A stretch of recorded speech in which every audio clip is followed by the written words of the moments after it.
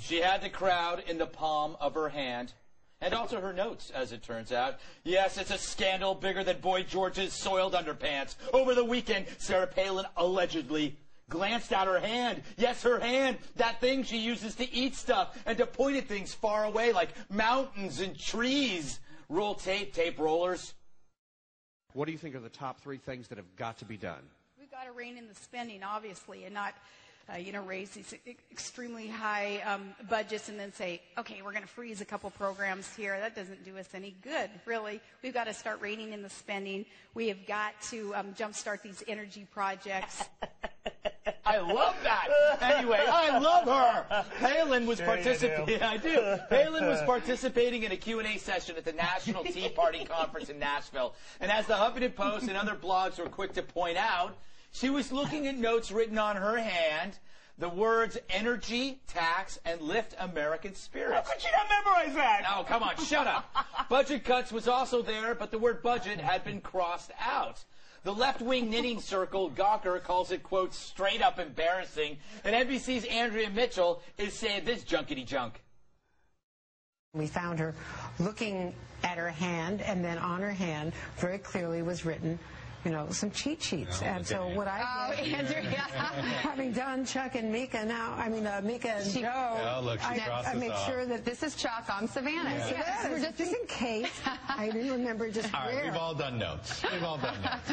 But this after coming out and saying, that you need more than a charismatic guy with a teleprompter. So she takes all these snarky shots at Barack Obama, and then, undermined it a little bit. Andrea Mitchell, she was awesome as Dr. Smith in Lost in Space. Anyway, but is that as riveting as a puppy in a teacup?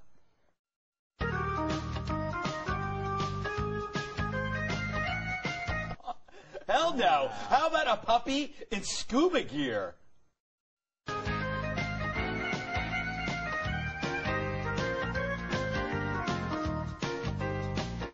Definitely not as riveting as that either. I can safely say that Andrea Mitchell is not as riveting as anything puppy-related. I mean every word of that. Jim, I got to tell you, I find that adorable. When she looked at that, that is why people like her. Am I wrong? Well, I don't know if that's why people like her, Greg. That might be a stretch. Look, I think it's kind of silly to write on your hand. I mean, she should have just done what I always did, cheat off the Asian kid. That's true. But it's, it's not a big deal. It's kind of funny. It's like, she teased Obama, and then, she did something. So it's like I say in my new book, Turnabout is Fair Play. That, if you make fun of somebody for something, you have to kind of take the ribbing. Yeah, have to take your licks. That's true. I agree with you. But, Andrew, I got to say this. The left's angry reaction in the blogs about saying that this is, like, hugely embarrassing, doesn't that miss the whole point of why people like her, is that that's exactly what everybody does? They don't have access to a teleprompter, nor do they want one, but they'll write on their hand. Notes are bad now. Notes are bad in speeches. That's ridiculous. You're not allowed to have paper now. She was also reading from a script. I want to live in a planet where only Bush's stupid jokes and Sarah Palin's stupid jokes exist. Oh, I live there.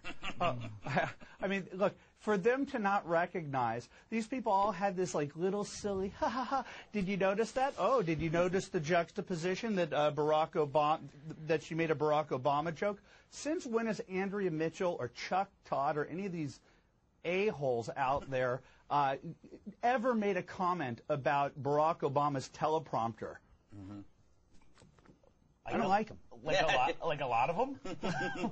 Hey, Margaret, do you think she was being hypocritical? I don't think you can compare using a teleprompter to having a few notes on your hand. I don't know. Look, all I know is this would get me suspended in junior high school, right? Like, most Ronald Reagan Republicans know that they're for tax cuts, lifting American spirits, and energy reform. I mean, I don't know. This one was tough. Yeah, for those of us who try to defend, for those of us who have actually forcefully defended her throughout the 08 cycle, this is tough.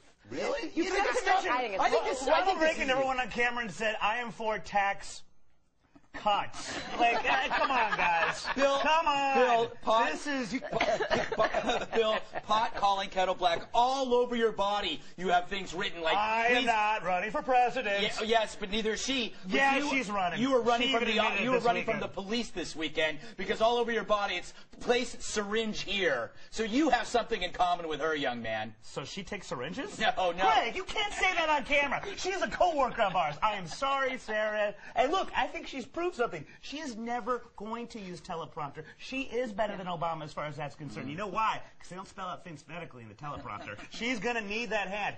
Don't sweat, Sarah. Do not sweat. I am sorry. I got to disagree with you guys. Of I'm course. telling no. Why do you say of course? Why do you say of course? I just feel sometimes you defend her when you shouldn't. No, I'm defending her because I actually think that is something that just about everybody I know, including myself, have done when I've done No speeches. one you know should be president. No one you know should be president, sir. So Governor Huckabee shouldn't be president either?